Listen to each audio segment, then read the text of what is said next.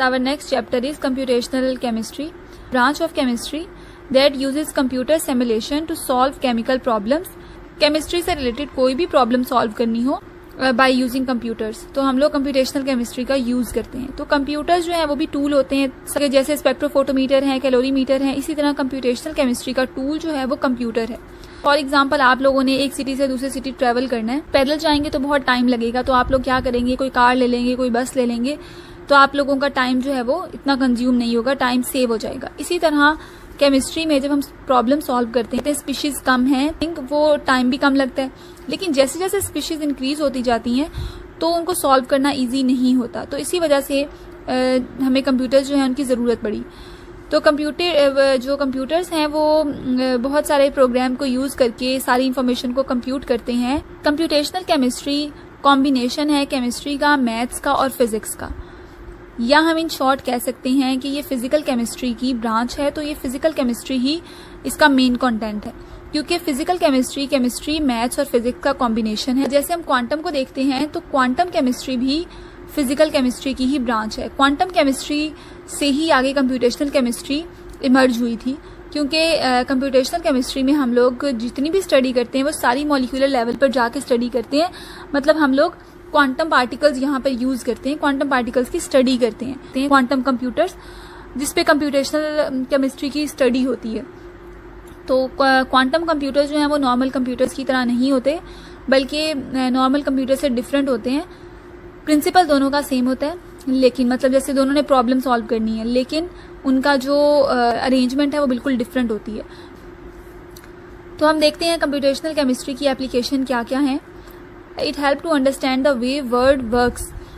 ये सिर्फ एक डायरेक्शन में नहीं हो रहा, बल्कि हर डायरेक्शन में हो रहा है. आजकल कोरोना वायरस आया हुआ है बहुत ज्यादा, तो इसमें अगर हमने इसकी डिटेक्शन करनी है, डिटेक्शन जैसे इन्होंने की है मॉलिक्यूलर लेवल पर, तो वो सारी कंप्यूटेशनल केमिस्ट्री में स्टडी हुई है. ये जो 3D ग्राफिक्स आ गए हैं ये सारे, या अगर पिक्चर्स कोई मतलब सैटेलाइट के थ्रू पिक्चर्स कैप्चर करते हैं, वो भी थ्रू कंप्यूटेशनल केमिस्ट्री. उसके अलावा हम लोग उससे मेडिसिन में भी हेल्प ले सकते हैं. ठीक है, गिब्स फ्री एनर्जी है, हेल्महोल्ट्ज फ्री एनर्जी है, उसके बारे में भी हम लोग इंफॉर्मेशन ले सकते हैं. अब ये हमने थर्मोडायनेमिक्स में पढ़ी थी, गिब्स फ्री एनर्जी और हेल्महोल्ट्ज फ्री एनर्जी. इसके अलावा रेट ऑफ रिएक्शंस के बारे में, जो रेट ऑफ रिएक्शंस हैं उनको कैलकुलेट कर सकते हैं हम थ्रू कंप्यूटेशनल केमिस्ट्री. उसके अलावा मॉलिक्यूलर स्ट्रक्चर्स के बारे में इंफॉर्मेशन देता है कंप्यूटेशनल केमिस्ट्री के केमिकल रिएक्शन में चेंज, जो स्ट्रक्चर चेंज है वो कैसे स्ट्रक्चर चेंजिंग होता है. जैसे प्रोटीन फोल्ड्स हैं या बॉन्ड लेंथ्स हैं या मैक्रो मॉलिक्यूल्स के बारे में इंफॉर्मेशन देता है. तो जब हमें मॉलिक्यूलर स्ट्रक्चर के बारे में पता, रिएक्टिविटी के बारे में आइडिया हो जाएगा कि कैसे ये रिएक्ट करेगा. जैसे अब आप लोगों ने देखा होगा कि टीवी पे और अक्सर ये जो सोशल मीडिया है उस पर कोरोना वायरस की शेप से दिखाई जाती है, तो वो शेप भी थ्रू कंप्यूटेशनल केमिस्ट्री ही पता चली है. उसके अलावा जो स्पेक्ट्राज हैं उन्हें हम कंप्यूट कर सकते हैं थ्रू कंप्यूटेशनल के माउंटेन ऑफ डाटा. उसमें से रिसर्चर्स को जो उनका यूजफुल डाटा है उसको एक्सट्रैक्ट करने में हेल्प करती है. कि बहुत सारा डाटा है लेकिन हमारे यूज का थोड़ा सा है, तो उसको आराम से हम एक्सट्रैक्ट कर सकते हैं बाय यूजिंग कंप्यूटेशनल केमिस्ट्री. इसके अलावा साइंटिस्ट को न्यू प्रोडक्ट्स को डिजाइन करने में, उनकी मैन्युफैक्चरिंग में हेल्प करती है. It helps to build productive and effective process या मेथड. बल्क प्रॉपर्टीज है उनके बारे में बड़ी अच्छी इन्फॉर्मेशन देती है. एंट्रोपी या एंथैल्पी, मतलब ये बल्क प्रॉपर्टीज होती हैं, इनके बारे में भी बहुत अच्छी इन्फॉर्मेशन देती है. तो कंप्यूटेशनल केमिस्ट्री वर्क कैसे करती है. जितनी फार्मास्यूटिकल कंपनीज है हमें पता है, जितनी भी, वो सारी की सारी कंप्यूटेशनल केमिस्ट्री के थ्रू ही अपनी मेडिसिन को सिंथेसाइज करती हैं. जैसे GSK, ग्लाक्सोस्मिथक्लाइन, या क्लिनिक्स है, या मर्क है, कोहिनूर है. ठीक है, ये हर year thousands of chemical compounds बनाते हैं, मतलब ड्रग्स बनाते हैं डिजीज़ को ट्रीट करने के लिए. बहुत सेफ और इफेक्टिव ड्रग्स बनाते हैं. तो जब इन्होंने न्यू ड्रग डिज़ाइन करनी होती है, इनके पास सोर्स ऑफ आइडियाज़ क्या होते हैं.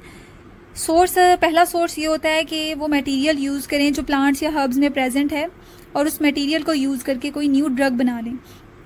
या सेकंड, इनके पास ये आइडिया भी होता है, सोर्स ऑफ आइडिया ये होता है कि जो ऑलरेडी प्रेजेंट ड्रग्स हैं उन्हीं को मॉडिफाई करके न्यू ड्रग बना लें. या इसके अलावा आइडिया है कि ह्यूमन बॉडी में जो ऑलरेडी मटेरियल प्रेजेंट है उनको बूस्ट अप करके कोई ऐसा ड्रग बनाए जो उन्हें बूस्ट अप करे. ठीक है, तो इस तरह से डिज़ीज़ को ट्रीट कर सकें।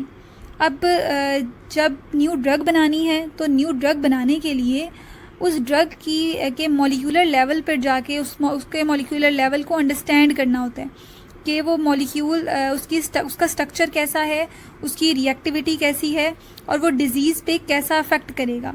तो इसके लिए कंप्यूटर मॉडलिंग की ज़रूरत होती है। कंप्यूटर मॉडलिंग वाइटल टूल है इस प्रोसेस को स्टडी करने के लिए। और कंप्यूटर मॉडलिंग कहाँ से पता लगता है हमें? Through computational chemistry.